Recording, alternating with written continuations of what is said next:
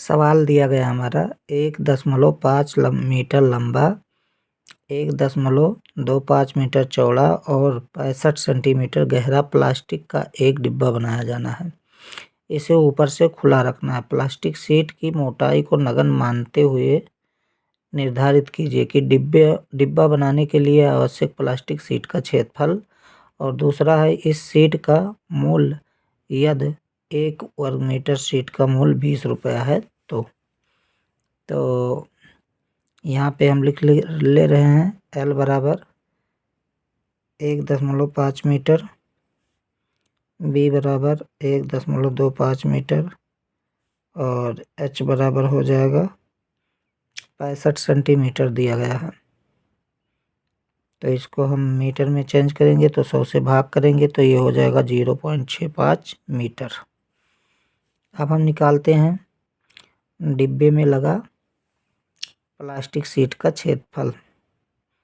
तो यहाँ लिख लेंगे डिब्बे में लगा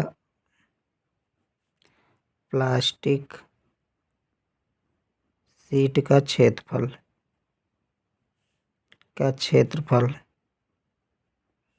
तो यहाँ पे हम फार्मूला लगाएंगे 2LB + BH + HL और यहाँ -LB कम कर देंगे क्योंकि ऊपर खुला छोड़ना है।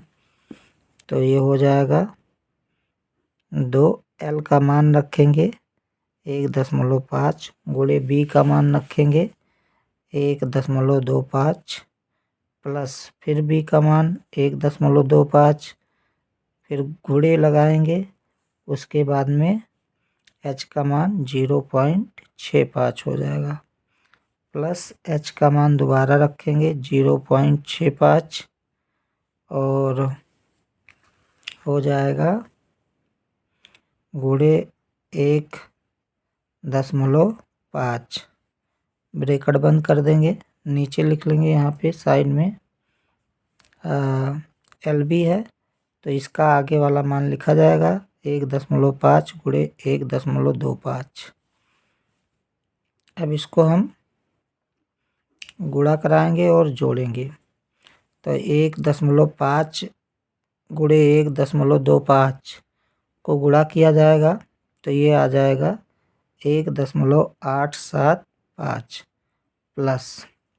अब अगर हम दूसरा 1.25 और गुणे 0.65 को गुणा करेंगे तो इसका मान आ जाएगा 0.8125 प्लस अगर हम इसको लास्ट में 0.65 और 1.5 को जब हम गुणा करेंगे तो इसका मान आ जाएगा 0.975। फिर बाहर माइनस लगाएंगे और यही आगे वाला मान लिख देंगे 1.875। अब फिर ये अंदर वाले मान को जोड़ लेंगे तो जब पूरा अंदर का मान जोड़ेंगे तो ये आ जाएगा हमारा 3.6625। इसको तीनों को जोड़ लेंगे -1.875 ये है। अब हम 2 से इसको गुणा कराएंगे तो इसका मान आ जाएगा 7.325 -1.875 बराबर लगाएंगे और 7.325 में से 1.875 घटा देंगे तो ये आ जाएगा 5.45 वर्ग मीटर आ जाएगा। ये इतना आ गया डिब्बे में लगा प्लास्टिक का क्षेत्रफल आ गया, यानी पहला पॉइंट हमारा हल हो गया। अब दूसरा पॉइंट देखते हैं हम इसी का, क्योंकि दूसरे में दिया गया था हम लोगों को कि इस शीट का मूल्य यदि 1 वर्ग मीटर शीट का मूल्य 20 रुपया है तो ज्ञात कीजिए।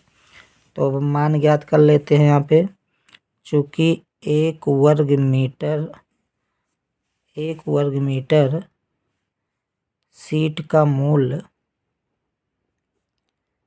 मूल्य बराबर 20 रुपया है, इसलिए 5.45 वर्ग मीटर सीट का मूल्य बराबर हो जाएगा 20 गुणे 5.45। अब इसको गुणा कराएंगे, तो जब इसको गुणा कराएंगे तो ये आ जाएगा 10900 इतना आएगा, और 2 अंक के बाद यहाँ दशमलव लग जाएगा, यानी 109 रुपया ये आ जाएगा। यही हमारा आंसर हो जाएगा।